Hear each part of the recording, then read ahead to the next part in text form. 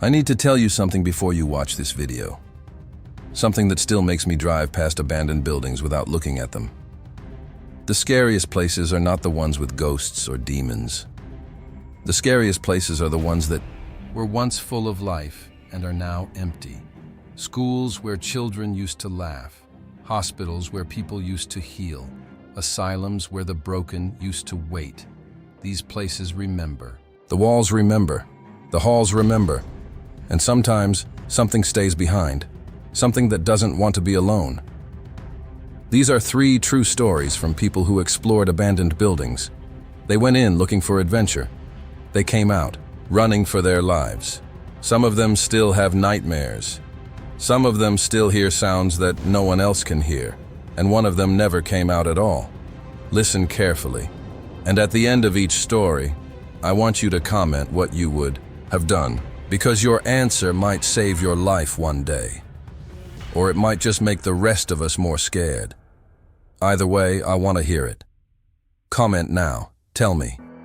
Would you have gone inside? The first story comes from a man named Jake. He was 24 years old, living in Detroit, Michigan. He was an urban explorer. He loved abandoned buildings. The older, the creepier, the better.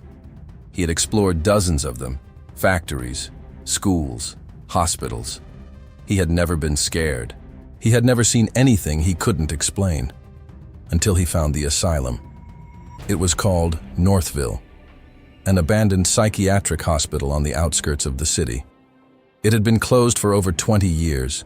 The buildings were massive, red brick, broken windows, graffiti on every wall. But there was something about Northville that felt different from the other places he had explored. Even from the outside, it felt heavy. Like the air around it was thicker. Like the building was watching. Him! Jake went with 2 friends, Marcus and Sarah. They parked their car at the edge of the woods and walked toward the main building. It was 11 p.m. The moon was full. The trees were bare. Their footsteps crunched on the dead leaves. No one spoke. No one made jokes. That was unusual for them. Usually they were laughing, talking, making noise to scare away the silence. But not that night. That night, they walked in silence, as if something had told them to be quiet.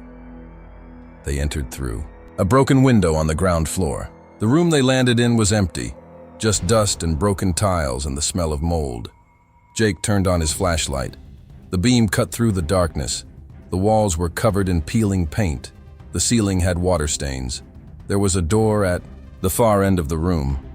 Marcus opened it. It led to a long hallway. The hallway stretched in both directions. The walls were lined with doors, dozens of them, all closed, all dark. Jake felt his heart start to beat faster. He had been in hundreds of hallways just like this one, but something felt wrong. The air was cold, too cold. He could see his breath. He looked at Marcus. Marcus was shivering. Sarah was hugging herself. They were all feeling it, the cold, the weight, the feeling of being watched. They walked down the hallway. Their footsteps echoed. Every sound bounced off the walls, multiplied, came back to them louder. They passed door after door. Some were locked, some were open. Inside the open ones, they saw old beds, old chairs, old tables. Everything was covered in dust. Everything was untouched. It was like the building had been frozen in time. They reached a staircase. The stairs went up. They went up. The second floor looked the same as the first. Hallways, doors, darkness. They walked for what felt like hours. The building was bigger than they had expected. Rooms kept appearing. Hallways kept branching off. Jake started to feel disoriented. He couldn't tell which direction they had come from. He looked at Marcus. Marcus was looking at the walls. There was something written on them, words, hundreds of words, scratched into the paint. Help me. Let me out. I'm still here. They forgot me. Jake stopped walking. He shined his flashlight at the words. They were old. The paint around them had faded, but they were there. Real. Someone had scratched them. Someone had been trapped. Someone had been forgotten. Sarah grabbed Jake's arm. Her hand was shaking. She pointed at the end of the hallway.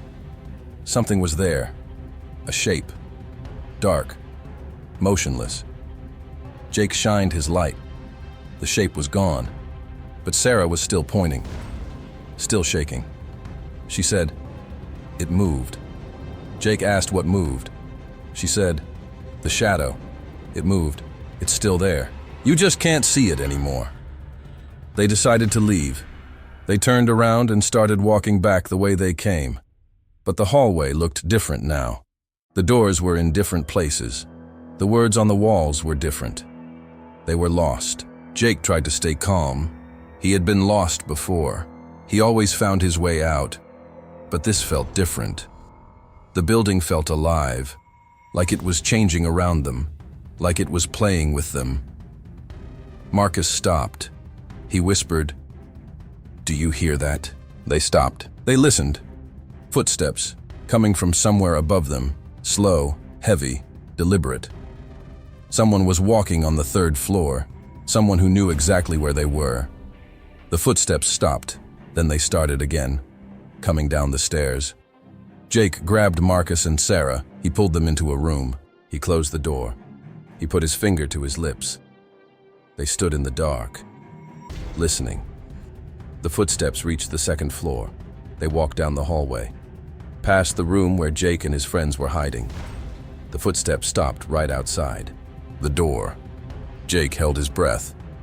He heard breathing, heavy, wet, like someone with a cold, or someone who had been crying. The doorknob turned. Slowly, the door creaked open. Jake shined his flashlight. No one was there. The hallway was empty. The footsteps were gone, but the doorknob was still turning, back and forth, as if something was still trying to open a door that was already open. They ran. They didn't look back. They ran through hallways, downstairs, through rooms. They didn't know where they were going. They just ran. Jake tripped. He fell. His flashlight flew out of his hand. It landed on the floor, the beam pointing at the wall. The wall was covered in photographs, dozens of photographs, all of the same person, a woman. Different angles, different days. She was sleeping in some of them, eating in others, walking down the street, driving her car. The photographs were recent. The dates on the back were from that week. Jake didn't recognize the woman, but he felt like he should, like she was familiar, like he had seen her somewhere before. Sarah screamed. She was looking at the photographs too. She said, "That's my sister." Jake looked at her. Her face was pale. She said, "That's my sister. She's been missing for 3 months." The photographs showed the sister inside the asylum, in the rooms, in the hallways, in the basement. She had been there, recently. She might still be there. They ran faster. They found a door. It led outside. They burst into the night air. The sky was starting to lighten. Dawn was coming. They didn't stop running until they reached the car. Jake looked back at the asylum. The windows were dark. The building was still, but he could feel it watching him. He could feel it waiting. They drove to the police station. They told the police about the photographs. The police searched the asylum. They found the room. The photographs were gone. They searched the building. They found nothing. No photographs. No woman. No sign that anyone had been there. But they found something else. In the basement, behind a locked door, they found a small room. The room had a bed, a chair, a table. On the table, a plate of fresh food, and a note. The note said, "She's mine now. You can't have her back." The police never found Sarah's sister. The case is still open.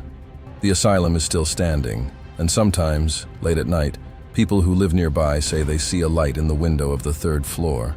A single light, moving from room to room, as if someone is searching for something. Or, someone is waiting for someone to come back. What would you have done if you were Jake?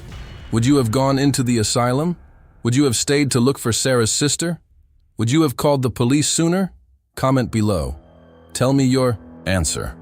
Because stories like this make you realize how dangerous abandoned places can be. Not because of ghosts, because of people. People who hide in the dark. People who watch.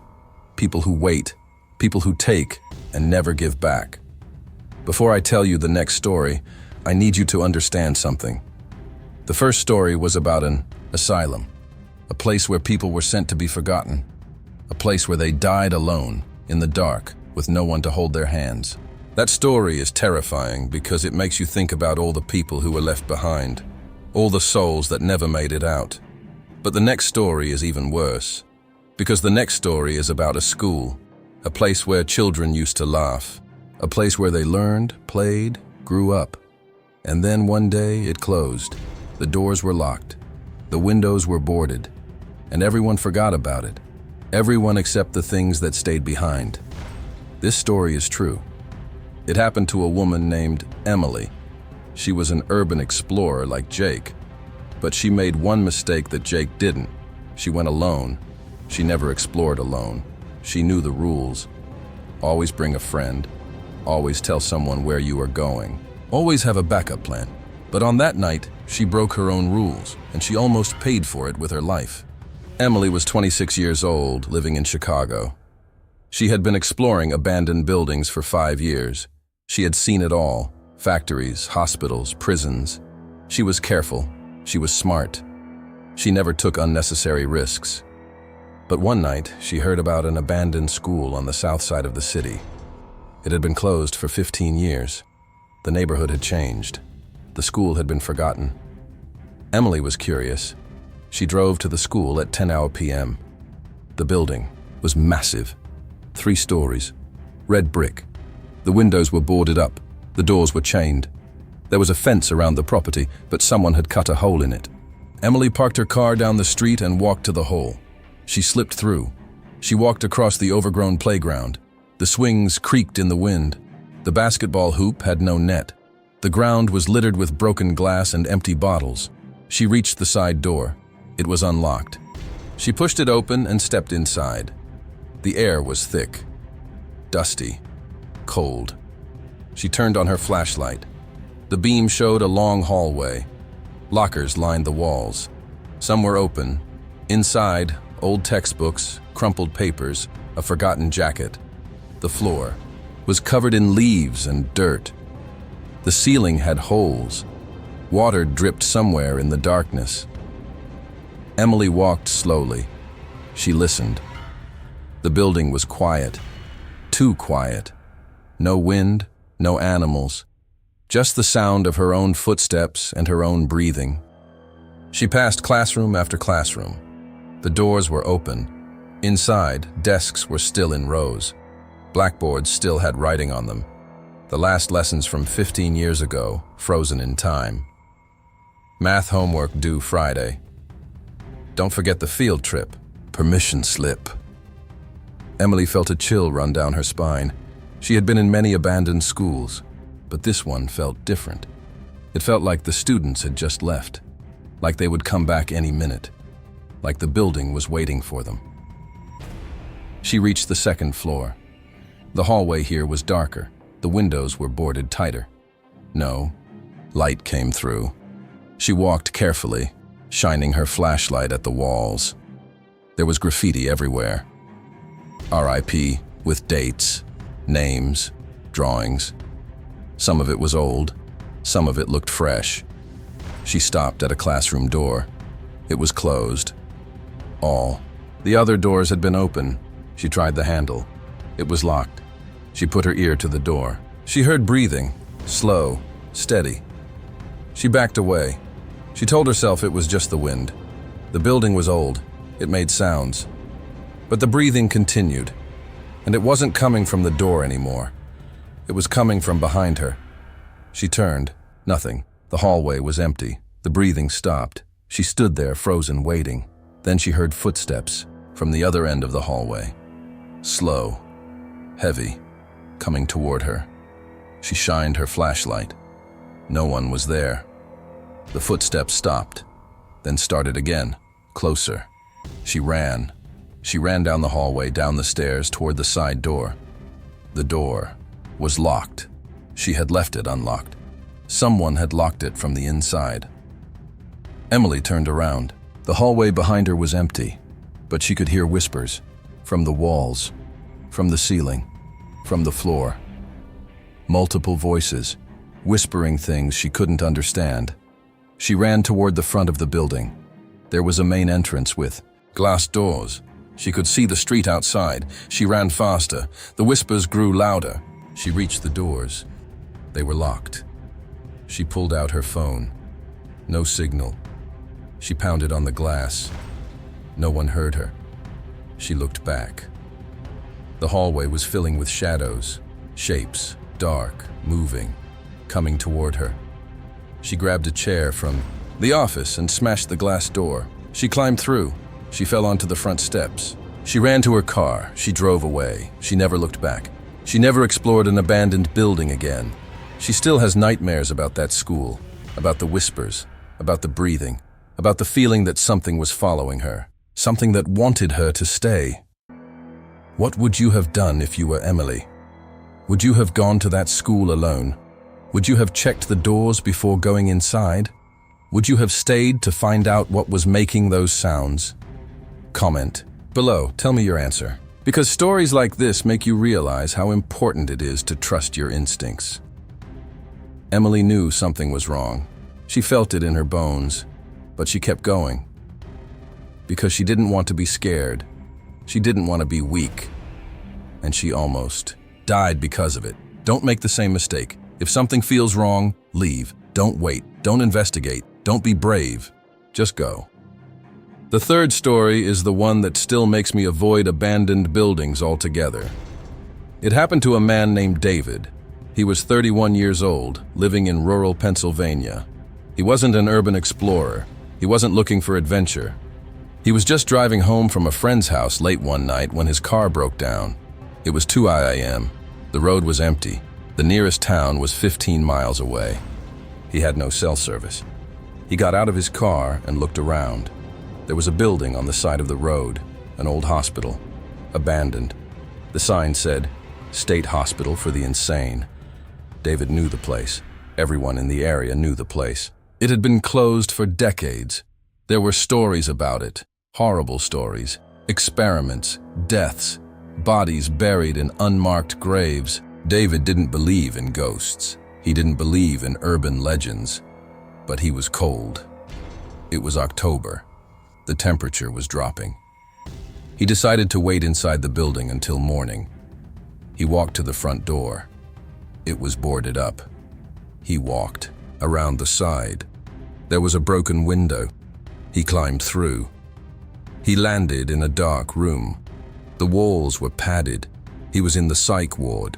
The padding was torn, hanging off the walls like skin. The floor was covered in dust and debris. He turned on his phone's flashlight. The beam showed him a hallway, long, narrow, doors on both sides. Each door had a small window with wire mesh. David walked down the hallway. He looked through the windows. Some rooms were empty. Some had beds. Some had chairs. Some had restraints. Leather straps hanging from the walls. David felt sick.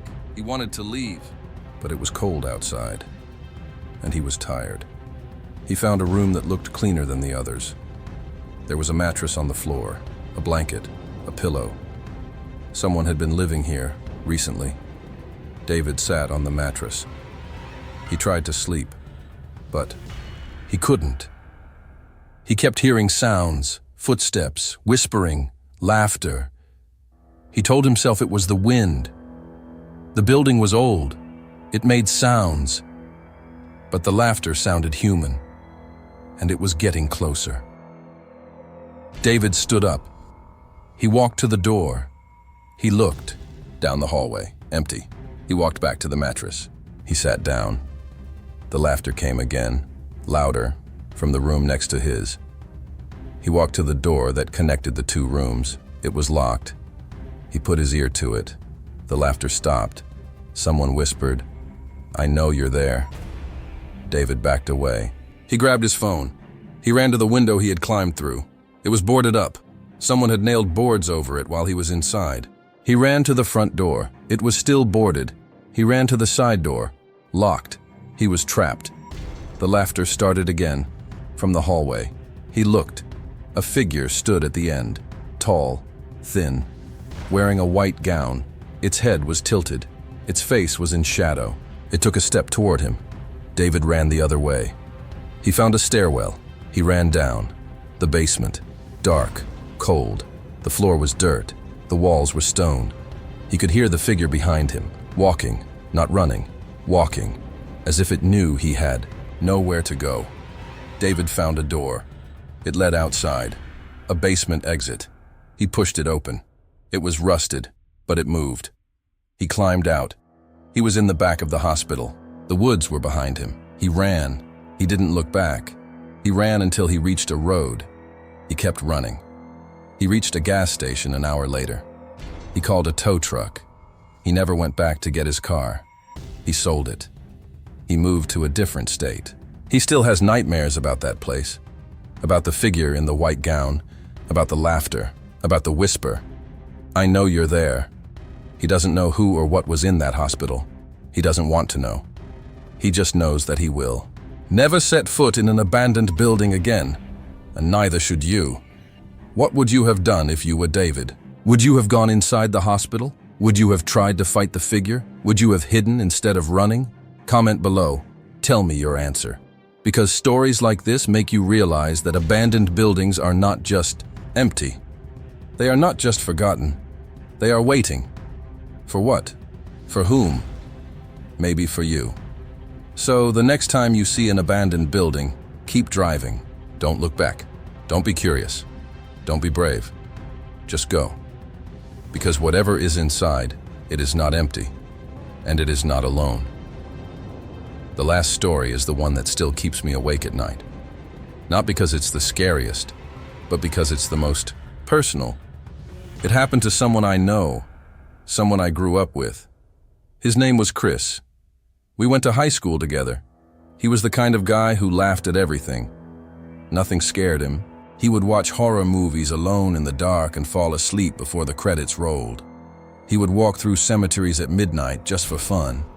He didn't believe in ghosts. He didn't believe in demons. He didn't believe in anything he couldn't see.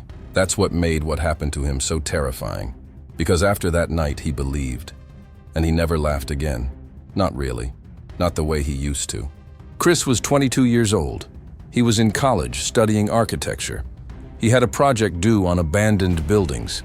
He had to photograph one, document its structure, write a report on its history. He chose an old tuberculosis hospital on the outskirts of the city. It had been closed since the 1950s. The building was massive, 6 stories, Gothic architecture, dark stone, tall windows. It looked like a castle built by someone who hated the sun.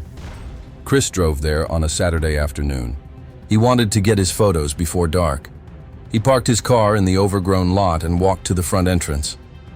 The doors were chained, but there was a gap big enough for him to slip through. He did. He found himself in the main lobby.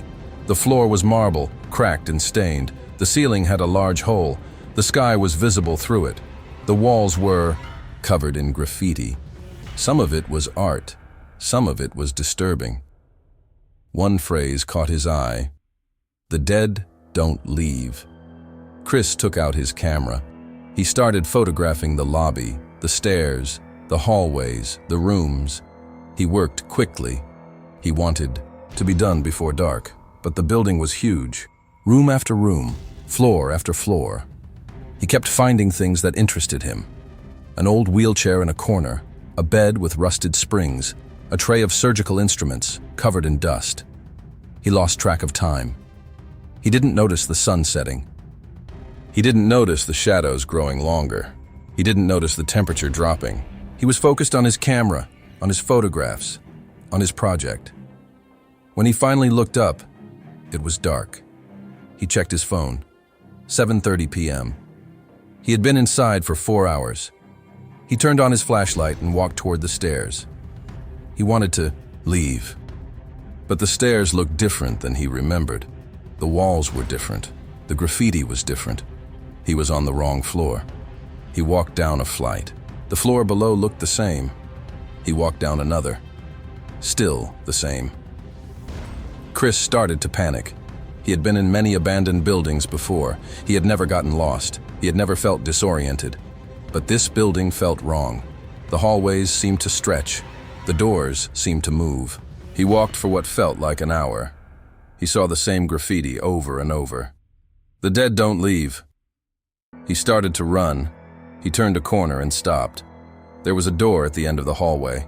It was different from the others. It was wooden, old, ornate, carved with symbols he didn't recognize. The door was slightly open. A warm light came from inside. Chris walked toward it. He told himself not to. He told himself to turn around, but his feet kept moving. He reached the door. He pushed it open. Inside was a room, small, circular, candles on the walls, a pentagram on the floor, and in the center of the pentagram, a woman. She was lying on a stone table. Her eyes were closed. Her hands were folded on her chest. She was wearing a white dress. She looked peaceful, like she was sleeping. But her chest wasn't moving. She wasn't breathing. Chris stepped closer. He recognized her. It was his ex-girlfriend, the one who had disappeared 2 years ago. The one the police had never found. The one everyone assumed had run away. But she hadn't run away. She had been here the whole time, in this room, on this table, for 2 years. Chris screamed. He backed away. The door slammed shut behind him. He turned. The door was gone. Just a wall. He was trapped. He pounded on the wall. No one heard him. He turned back to the room. The woman was sitting up. Her eyes were open. They were black. No white, no color, just black. She smiled. She said his name. "Chris." Her voice was dry, like leaves rubbing together. She said, "I've been waiting for you. I knew you would come. I knew you would find me. I knew you would never forget me." Chris backed into the wall. He couldn't move. He couldn't speak. The woman stood up from the table. She walked toward him. Her feet didn't touch the floor. She floated. She stopped in front of him. She reached out her hand. Her fingers were long, pale, cold. She touched his face. She said, "Stay with me. We can be together now, like we were supposed to be." Chris closed his eyes. He felt something cold wrap around him. He felt himself falling into darkness, falling into nothing. Then he heard a sound. His phone, ringing. He opened his eyes. He was on the floor of the main lobby. His phone was ringing. His mom was calling. He answered. He heard her voice. She was worried. She asked where he was. He told her he was on his way home. He stood up. He ran out of the building. He didn't look back. He got in his car and drove away. He never went back. He never finished his project. He dropped out of school. He moved away. He never talked about what he saw. Not to me, not to anyone. But I saw his face. I saw the terror in his eyes. I saw the way he flinched whenever someone mentioned that hospital. I saw the way he checked his locks every night, the way he slept with the lights on, the way he jumped. At every sound, what would you have done if you were Chris? Would you have gone into that room? Would you have believed your eyes? Would you have stayed? Comment below. Tell me your answer. Because stories like this make you wonder. What is real? What is not? How many buildings are hiding secrets? How many rooms are hiding bodies? How many spirits are waiting for someone to find them? Chris doesn't know.